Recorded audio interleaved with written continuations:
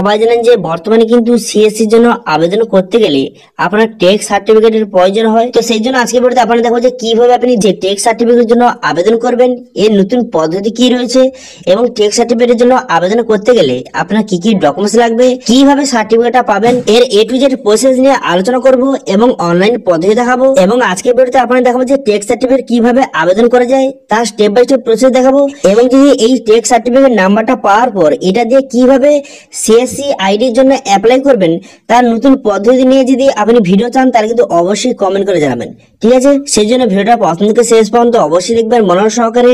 এবং আমাদের চ্যানেলে প্রথমবার ভিডিও করতে গেলে আমাদের চ্যানেলটিকে সাবস্ক্রাইব করে রাখুন এবং পাশে থাকা বেল আইকনটিকে অন করে রাখুন, কারণ আমরা রিলেটেড নিত্য ভিডিও নিয়ে আসি। তো চলো আজকে ভিডিওটা শুরু করা যাক। তো সর্বপ্রথম যদি আপনি সিএসসি যে অফিসিয়াল ওয়েবসাইট যেখান থেকে সিএসসি আইডির জন্য অ্যাপ্লাই করা যায় সেখানে যদি আপনি চলে আসেন, এখানে দেখতে পাবেন যে এখানে টেক্সট সার্টিফিকেট নাম্বার কিন্তু লাগছে। এখানে সিএসসি ভ্যালু সিলেক্ট করার পর এখানে দেখতে পাবেন টেক্সট সার্টিফিকেট নাম্বার দিলেই তবে কিন্তু সিএসসি আইডির জন্য অ্যাপ্লাই কিন্তু করতে পারবেন।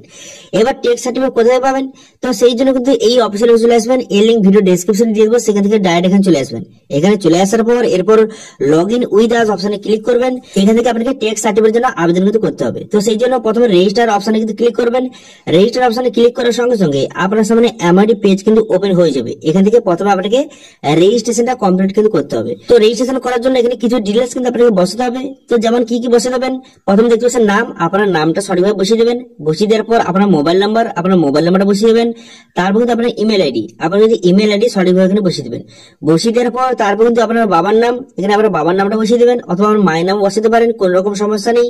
তারপরে স্টেট, এখানে স্টেটটা কিন্তু আপনি সিলেক্ট কিন্তু করে নেবেন। স্টেটটা সিলেক্ট করে নেওয়ার পর তারপর কি করবেন, এখানে গিয়ে ডিস্ট্রিক্টটা সিলেক্ট করে নেবেন। তারপরে অ্যাড্রেস, আপনার অ্যাড্রেসটা সঠিকভাবে বসিয়ে দেবেন। অ্যাড্রেসটা বসিয়ে নেওয়ার পর তারপর আপনি কি করবেন, তারপরে জেন্ডার, এখান থেকে জেন্ডারটা সিলেক্ট করে নেবেন। আপনি মেল বা ফিমেল এখান থেকে সিলেক্ট করে নেওয়ার পর তারপরে ডেট অফ বার্থ এখানে সঠিকভাবে বসিয়ে দেবেন। আপনার ডেট অফ বার্থটা বসিয়ে দেওয়ার পর তারপরে কি করবেন, এখানে তো আপনার ফটো, এখানে আপনার ফটোটা কিন্তু আপলোড করে দেবেন। এখানে তো 50 কেবির মধ্যে জেপিজি অথবা পিএনজি ফরম্যাটে আপনি ফটোটা এখানে আপলোড কিন্তু সঠিকভাবে করে দেবেন। ফটোটা আপলোড করে দেওয়ার পর তারপর আপনি কি করবেন, তারপর এখানে ক্যাপচাটা সঠিকভাবে বসাবেন। ক্যাপচাটা বসিয়ে দেওয়ার পর তারপর কিন্তু সাবমিট বাটনে ক্লিক করবেন, ঠিক আছে? তো সমস্ত জিনিসটা বসিয়ে দেওয়ার পর সাবমিট বাটনে ক্লিক করার সঙ্গে সঙ্গে একটু লোডিং হবে। লোডিং হয়ে যাওয়ার পর তারপর সরাসরি আপনাকে এই পেমেন্টের পেজে কিন্তু নিয়ে চলে আসবে। নিয়ে চলে আসার পর এই যে টাকাটা এর কিন্তু আপনি পেমেন্ট কিন্তু করে দেবেন। এই টাকাটা পেমেন্ট আপনাকে অবশ্যই কিন্তু করতে হবে। এর কিন্তু আপনি debit card, credit card, net banking বা ইউপিআই এর মাধ্যমে এই টাকাটা আপনি পেমেন্ট কিন্তু করে দেবেন, ঠিক আছে? তো এই টাকাটা পেমেন্টটা হয়ে যাওয়ার পর তারপর কিন্তু পেমেন্টটা সাকসেসফুল হয়ে যাবে। সাকসেসফুল হয়ে যাওয়ার পর তারপর আপনাকে সরাসরি ড্যাশবোর্ডে কিন্তু নিয়ে চলে যাবে। তো সঠিকভাবে পেমেন্টটা করবেন। যখন পেমেন্টটা করবেন তখন যেন আপনার নেট কানেকশন ভালো থাকে, নাহলে কিন্তু অনেক সময় কেটে যায়, ঠিক আছে? টাকা কেটে যায় কিন্তু এটা হতে অনেক সময় প্রবলেম হয়। সেই জন্য ধীরে সুস্থে আপনি পেমেন্টটা কিন্তু করবেন, ঠিক আছে? এই টাকাটা পেমেন্ট করে দেওয়ার সঙ্গে সঙ্গে তারপর কিন্তু আপনার যে ইউজার নেম এবং পাসওয়ার্ড কিন্তু আপনার ইমেল কিন্তু পাঠিয়ে দেওয়া হবে, ঠিক আছে? পেমেন্টটা হয়ে যাওয়ার পর আপনার ইউজার নেম এবং পাসওয়ার্ড পাঠিয়ে দেওয়া হবে।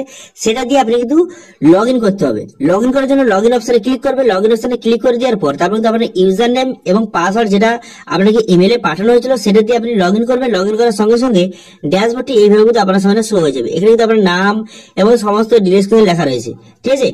এর পরের স্টেপ আপনাকে কি করতে হবে, এর পরের স্টেপ যেটা আপনাকে করতে হবে সেটা হচ্ছে আপনাকে অ্যাপ্লাই করতে হবে। অ্যাপ্লাই করার জন্য প্রথমে যেটা করবেন সেটা হচ্ছে এখানে একটা অপশন দিয়েছে, দেখতে পাচ্ছেন লার্নিং বলে একটা অপশন কিন্তু দেওয়া রয়েছে। এই অপশন আপনি ক্লিক করবেন। এই লার্নিং অপশনে ক্লিক করার সঙ্গে সঙ্গে এখানে কিন্তু বিভিন্ন মডিউল এখানে আপনার সামনে শো হয়ে যাবে। এখানে বিভিন্ন রকম মডিউল কিন্তু দেওয়া রয়েছে।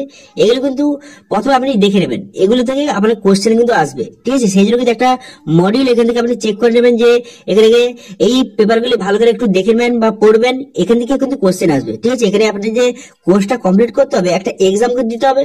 সেই এক্সাম দেওয়ার জন্য এই যে মডিউলগুলো আপনি ভালো করে পড়ে নেবেন, ঠিক আছে? পড়ে নেওয়ার পর তারপরে কি করবেন, অ্যাসাইনমেন্ট অপশনে ক্লিক করলে আপনার সামনে এমআইডি পেজ ওপেন হয়ে যাবে। এখান থেকে আপনার কিন্তু প্রথমে এই যে দেখতে পাচ্ছেন এক্সাম, এখানে কিন্তু প্রথমে লক চিহ্ন থাকবে। এই লক চিহ্ন উপরে কিন্তু আপনি ক্লিক করে আপনার কিন্তু এই অ্যাসাইনমেন্টটা কমপ্লিট কিন্তু করতে হবে। কমপ্লিট করার পর এখানে কিন্তু এই যে মানুষের মতো চিহ্ন কিন্তু শো হয়ে যাবে। আমি সবগুলো কমপ্লিট করে রেখেছি, সে কিন্তু মানুষের মতো চিহ্ন শো হয়ে গেছে। আপনার ক্ষেত্রে প্রথম কিন্তু লক অপশন থাকবে, লক চিহ্ন থাকবে, সেখানে ক্লিক করে কমপ্লিট করতে হবে। তারপর কিন্তু টেক এক্সাম অপশনে ক্লিক করবেন। যখন সবগুলো কিন্তু মানুষের চিহ্ন হয়ে যাবে তারপর নিচে টেক এক্সাম অপশনে ক্লিক করার পর তারপর কিন্তু এখানে ওকে বাটনে ক্লিক করে দেবেন। ওকে বাটনে ক্লিক করলে তাহলে মেন এক্সাম কিন্তু আপনার সামনে শো হয়ে যাবে, ঠিক আছে? মেন যে এক্সামটা সেটা আপনার সামনে শো হয়ে যাবে, সেই মেন এক্সামটা আপনাকে কমপ্লিট কিন্তু করতে হবে। ঠিক আছে, বোঝা গেল? দুটো এক্সাম কমপ্লিট করতে হবে। একটা প্রথমে কিন্তু একটা অ্যাসাইনমেন্ট কমপ্লিট করতে হবে, সেখানে লক চিহ্ন থাকবে, লক চিহ্ন অপশনে ক্লিক করে আপনি কিন্তু অ্যাসাইনমেন্টগুলি কমপ্লিট কিন্তু করে নেবেন। সবগুলো অ্যাসাইনমেন্ট কমপ্লিট হয়ে যাওয়ার পর তারপর কিন্তু মেন এক্সাম দেওয়ার জন্য টেক এক্সাম অপশনে ক্লিক করে সেখান থেকে মেন এক্সামটা আপনাকে কমপ্লিট কিন্তু করতে হবে। মেন এক্সামটা কমপ্লিট হয়ে যাওয়ার পর তারপর যখন ড্যাশবোর্ডে আসবেন, ড্যাশবোর্ডে আসার পর এখানে দেখতে পাচ্ছেন অ্যাসাইনমেন্ট কিন্তু কমপ্লিট হয়ে গেছে। হয়ে যাওয়ার পর তারপরে একটা সার্টিফিকেট কিন্তু জেনারেট হয়ে গেছে। তো সার্টিফিকেট ডাউনলোড করার জন্য ডাউনলোড সার্টিফিকেট অপশনে ক্লিক করবেন। এই ডাউনলোড সার্টিফিকেট অপশনে ক্লিক করার সঙ্গে সঙ্গে আপনার সামনে কিন্তু সার্টিফিকেটটা এইভাবে কিন্তু শো হয়ে যাবে। ঠিক আছে, তো এখান থেকে সার্টিফিকেট আপনি প্রিন্ট কিন্তু করে নেবেন এবং এখানে কিন্তু টেক সার্টিফিকেট নাম্বার কিন্তু এখানে দেওয়া রয়েছে।